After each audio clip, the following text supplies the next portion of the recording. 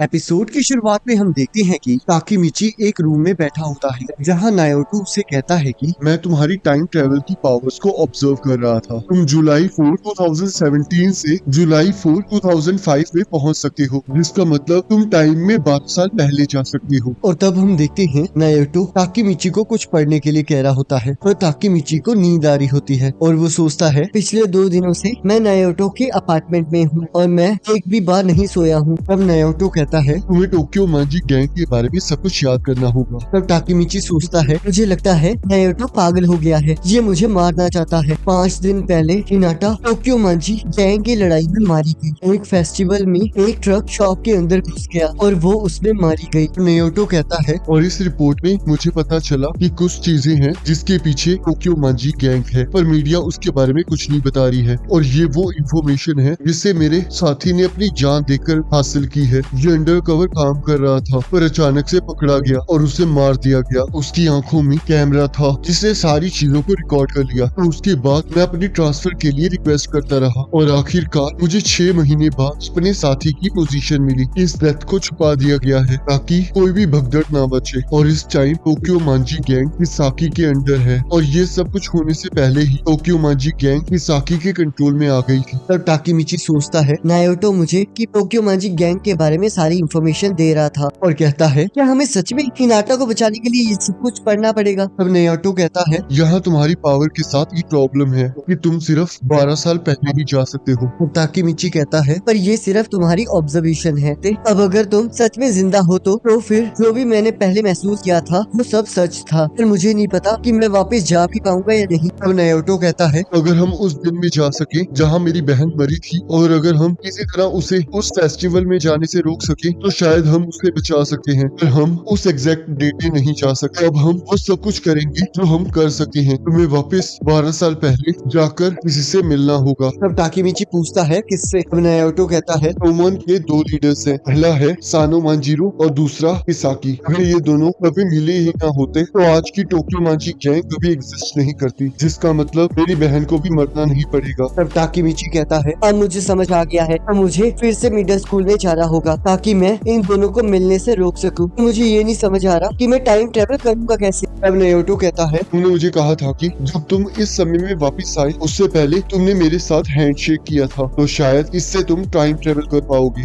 उस शाम को तुमने मुझे उन बुरे लोगों से बचाया था, तो शायद इसी वजह से मैं तुम्हारी पावर का एक हिस्सा बन गया हूँ। तब ताकीमिची कहता है अब मुझे समझ आया, मुझे तो लगा था नायोटो पागल है पर उसे सच में विश्वास है कि मैं टाइम ट्रेवल कर सकता हूँ, इसीलिए वो इन सभी चीजों को सीरियसली ले रहा है। तब नायोटो कहता है क्या तुम तैयार हो ताकीमिची? तब ताकीमिची सोचता है सच्चाई तो ये है कि मैं भी नायोटो की तरह हिनाटा को बचाना चाहता हूँ और कहता है मैं तैयार हूँ। तब नायोटो कहता है सानो और किसाकी दोनों 12 साल पहले रास्ते में मिले थे। बस उन दोनों में से किसी एक को ढूंढो और उन दोनों को मिलने से रोको। सिर्फ तुम ही मेरे बहन को बचा सकते हो ताकीमिची। और तब ताकीमिची नायोटो से हाथ मिलाता है और हम देखते हैं ताकीमिची 12 साल पहले आ जाता है जहाँ वो एक लड़ाई में होता है, जहाँ कुछ लोग उन्हें लड़ाई शुरू करने के लिए कह रहे होते हैं। तब ताकीमिची सोचता है आखिरकार यहाँ हो क्या रहा है और अपने फोन पर आज की डेट देखता है जिससे वो पूरी तरह शॉक हो जाता है। और तभी हम देखते हैं दूसरा लड़का उसे एक मुक्का मारता है और तभी ताकीमिची को होश आ जाता है। तब एक पर्सन उसे कहता है तुम एक ही पंच में नीचे गिर गए, तुम्हें पता था ना इस मैच में कितने पैसे लगे हुए हैं। और तब ताकीमिची सोचता है ये तो शिबुया स्कूल का सबसे खतरनाक गुंडा है और इसका नाम कियोमिजू है। कियोमुजा कहता है अगर लोग इन फाइट मैचेस पर बेट लगाना ही बंद कर देंगे तो इस लड़ाई का कोई फायदा नहीं होगा। अब ताकीमिची सोचता है फाइट क्लब। अब मुझे समझ आया, ये लोग एक फाइट क्लब चलाते हैं और वो सभी लोग यहाँ बेट लगा रहे थे। तब कियोमुजा कहता है चलो हमारे जाने से पहले इस गधे को एक सीख दी जाए। और तब एक आदमी ताकीमिची को मारने लगता है। तब ताकीमिची सोचता है अब मुझे समझ आया, मैं तो इनका गुलाम हूँ और मैं वही करूँगा जो ये लोग मुझे कहेंगे। और तब शाम हो जाती है। तब ताकीमिची सोच रहा होता है कि हमें ऐसे लोगों से लड़ाया जाता है जिन्हें हम जानते भी नहीं है और उसके बाद अगर हम हार जाएं तब हमें और भी ज्यादा मारा जाता है और मुझे ये नरक लगता है। और यही एक कारण था कि मैं यहाँ से भाग गया था। मैंने अपने दोस्त और अपनी गर्लफ्रेंड दोनों को इसी वजह से छोड़ दिया था। और तब वो सीनियर्स वहाँ से जाने लगते हैं। तब ताकीमिची कहता है तुम लोग टोक्यो मांजी गैंग के साथ हो ना, तो क्या ये पॉसिबल है कि मैं तुम्हारे लीडर सानो और किसाकी में से किसी से मिल सकता हूँ। तब कियोमिजू को गुस्सा आ जाता है और वो अपना बैट मंगाता है और हम देखते हैं वो उस बैट से ताकीमिची को बहुत बुरी तरह मारने लगता है। और हम देखते हैं ताकेमिची सॉरी मांग रहा होता है और तभी एक पर्सन कहता है क्या हमें इसे रोकना नहीं चाहिए? और तब वो उसे रोकने लगते हैं और तब हम देखते हैं रात हो जाती है। तब कियोमिज़ु कहता है ओटो ताकेमिची, अगर अगली बार मैंने तुम्हारे मुंह से सानू का नाम सुना और अगर तुमने उसके बारे में सोचा भी तो मैं तुम्हें मार डालूंगा। तब ताकेमिची रोने लगता है और सोचता है क्या ये लड़का मिडिल स्कूल में है? ये कितना डरावना है। आखिरकार मैं कैसे उन दोनों से मिल पाऊंगा, क्योंकि इसने तो मुझे मारने की धमकी दी है और मुझे लगता है ये मुझे सच में मार डालेगा। अब ताकेमिची रोते रोते जा रहा होता है और सोचता है ताकेमाजी गैंग के लीडर के साथ मेरे जैसा एक नौकर कैसे बात करेगा। सच्चाई तो ये है कि मैं भूल चुका हूँ कि मैं पहले कौन था। मैं अब बस मैं ही हूँ, चाहे ये मेरी दूसरी लाइफ हो। मैं पहले भी फेलियर था और अब भी फेलियर हूँ। मुझे बस फ्यूचर में वापस चले जाना चाहिए। पर मैं वापस कैसे जाऊंगा? हाँ, याद आया, नायोटो के साथ हैंडशेक करके। तब ताकेमिची हिनाटा के घर पहुंच जाता है जहां उसे नायोटो की बात याद आती है और वो सोचता है क्या मैं फिर से भाग रहा हूँ। और तभी हम देखते हैं हिनाटा वहां आ जाती है और कहती है तुम फिर से लड़ रहे थे। और ताकेमिची सॉरी कहता है। तब हिनाटा कहती है तुम पहले से बहुत अलग लग रहे हो। क्या तुम ठीक हो? तब ताकेमिची ठीक है कहता है। तब हिनाटा कहती है तुम लड़के हमेशा क्यों लड़ते रहते हो? कभी कभी मुझे लगता है कि मुझे भी एक लड़का होना चाहिए था, क्योंकि अगर मैं एक लड़का होती तो मैं तुम्हें बचा लेती। मुझे कराटे भी आता है और अगर मैं एक लड़का होती तो मैं बहुत ज्यादा स्ट्रॉन्ग होती। ताकेमिची कहता है अगर ऐसी बात है तो मैं भी तुम्हें बचाऊंगा हिना। तब वो दोनों ब्लश करने लगते हैं। तब हिनाटा कहती है तुम आज से मुझे हिना ही कहोगे, पर मैं वो बनूंगी जो तुम्हें बचाएगी, क्योंकि तुम सच में एक क्राई बेबी हो।